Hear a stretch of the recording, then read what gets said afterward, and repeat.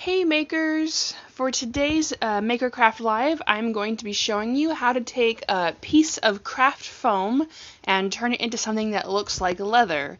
This is a technique that is used a lot for costuming and in cosplay, whenever you need to make props, especially since the foam is stuff you can buy at any craft store or Walmart or Target. It is fairly cheap.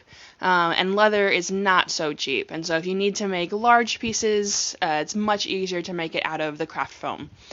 So I've got my design here. I designed this belt pouch that I'm going to make. So I sketched it all out and got my dimensions and everything. And over here I've already cut out the pieces. So I've got all the pieces all separately cut out. Now in order to make the foam look like leather, we're going to do some texturing on it. And to get that texturing, we're going to be ironing over the foam, actually.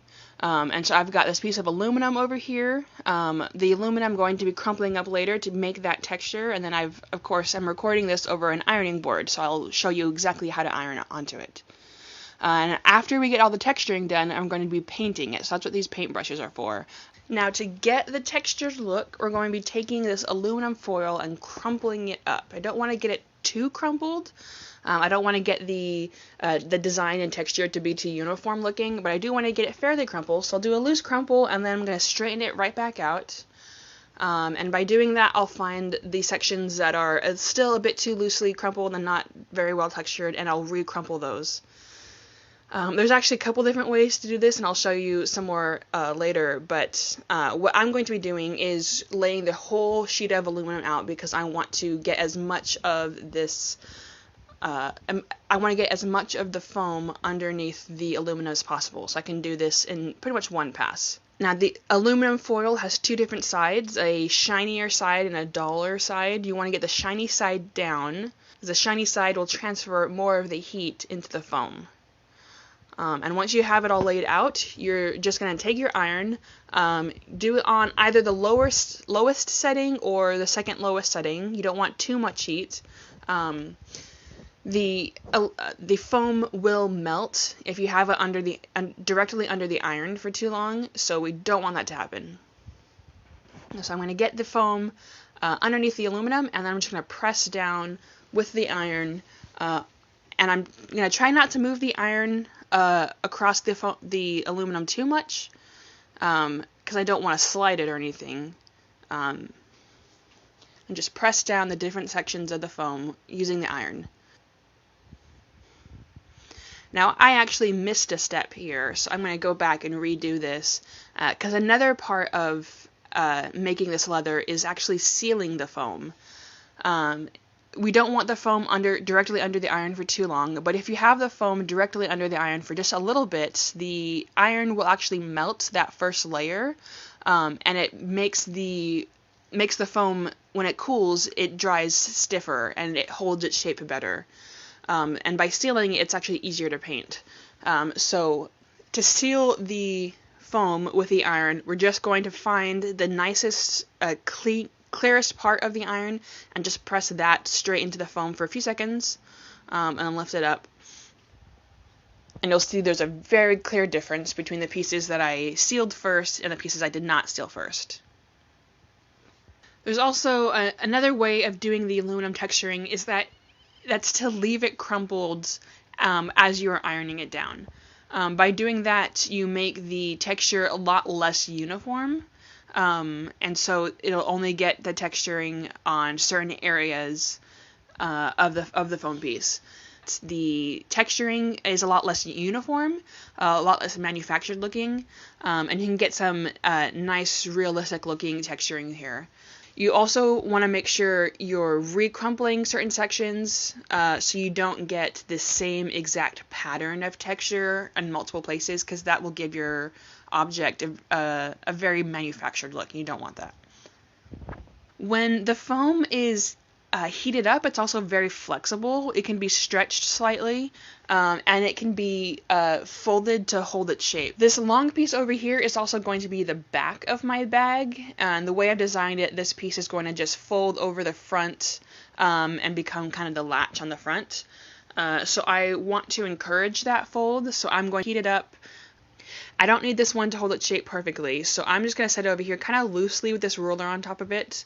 The ruler will help it to encourage its fold, but it's not going to force it.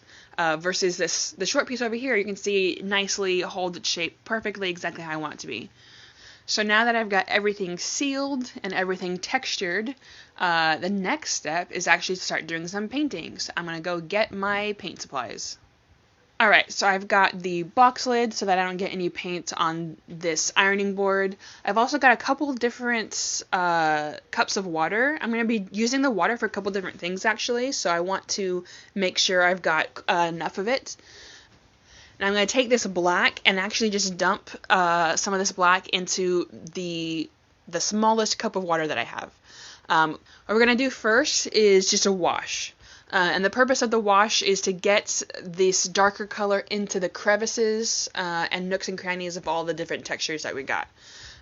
Doing this with the water will help that paint to spread out a lot more thinly, so it won't stain the foam as much. And I probably did a bit too much water in this cup, unfortunately, but we're going to see how this works anyways. And just take some of this and spread it over my foam pieces. Now I'm going to let this sit for a bit because I want this to really dry in place. But after it sits for a little bit, I'm going to take this paper towel and just actually wipe off all of that paint and water. If the paint is thicker and you don't have as much water watering it down, it will actually stain a bit darker much faster. And so because I've watered it down a bit too much, it's going to take several layers of doing this. But there's actually another technique that you can do.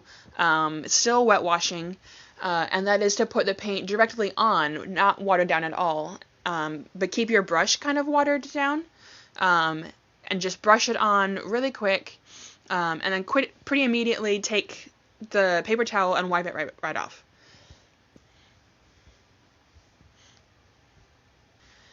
Now while I'm letting some of these other pieces dry, I'll also take my detail brush and show you how this works. Now with real leather, there's a couple different ways that leather manufacturers will finish off their leather. A lot of times products that are made out of leather, the edges are burned.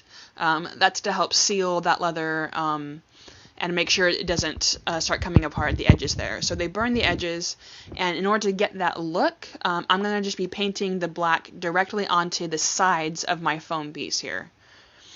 It's a bit difficult to do, and it takes some time, but by doing this all around all of my different pieces, it's going to get a nice, realistic look to my leather.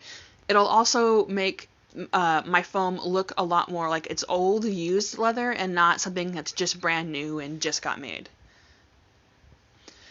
Now using the same brush and very similar technique, we're going to be weathering the edges. When you've got something that's getting used a lot and getting a lot of wear and tear, the edges tend to get a bit darker because that's where a lot of the weathering takes place. And so to achieve that look, I'm going to just put the black with a wet detailing brush. I'm going to take some black and put it directly onto these corners, and then use some water to spread that paint along the edges as well. And just kind of paint that on, and then pretty quickly wipe that right off. And you'll see it leaves a stain behind, and it leaves this corner looking a bit darker than the others. And we might have to do this a couple different times with all of our different pieces. And so this painting process takes the longest. But as I do this to the other corner, you'll see that this section looks a lot more weathered and worn than the previous section.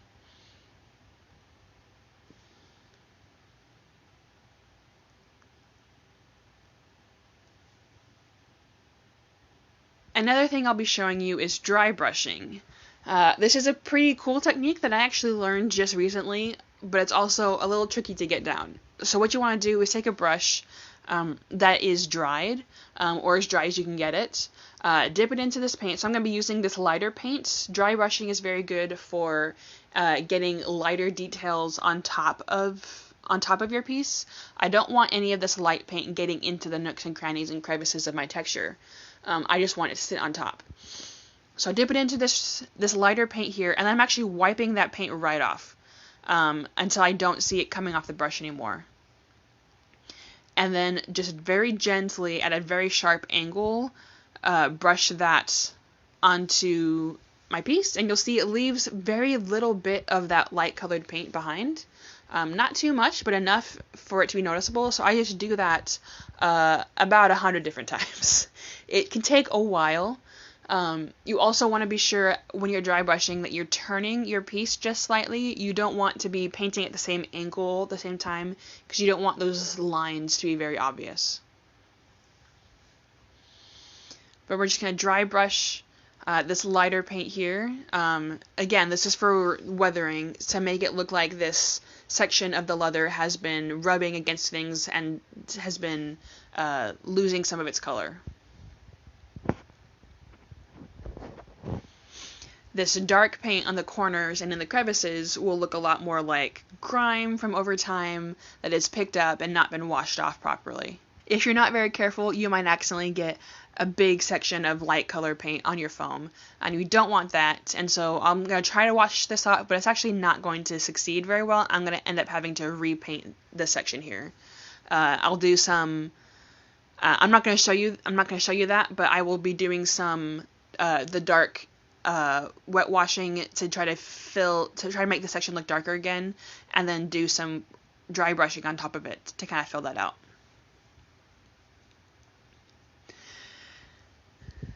Now, I'm not going to be assembling the bag in this video because that's going to take a bit too much time. Unfortunately, I actually didn't plan my time very well and didn't have time to finish the bag before Friday. So I'm going to show you how to assemble the bag in a later video. But as part of that, I'm not going to do all of my painting today either. I'll do all of the base painting. But you'll see this strap here is meant to sit over this piece. I'm going to glue it into place. And when I do that, it means there's going to be sections underneath this strap that I'm not going to bother wanting to do too much detail painting. But there's also going to be sections that I'm going to want to add some weathering, the corners of where this piece gets glued down. So I don't know where those places are going to be until I glue everything down.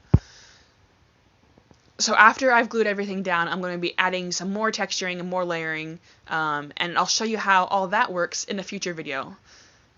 But for today, you can see this is the foam I have painted and weathered and tried to make look as realistic as possible, and this is what I started with. And so you can see a very clear difference between what I had to work with to begin with and what I ended up with. This might not be a perfect substitute for leather. If you've got someone who's very familiar with how leather looks and feels, they might be able to tell pretty easily that this isn't real leather. But not everyone does, and if you're just trying to do this for a costume, you don't want to waste all that material. So this is a very easy way. It may be a little time consuming, but you can do all this weathering while watching a movie or listening to music or whatever. So all I have left to do on my project is to glue and sew everything together. I'll show you in a future video how I do the sewing on the foam. But if you have any questions, feel free to ask them down in the comments below, and I will let you know any tips that I find. But thank you for joining us again today, and we will have some more videos next week. I hope everyone's doing well, and we look forward to seeing you all again soon.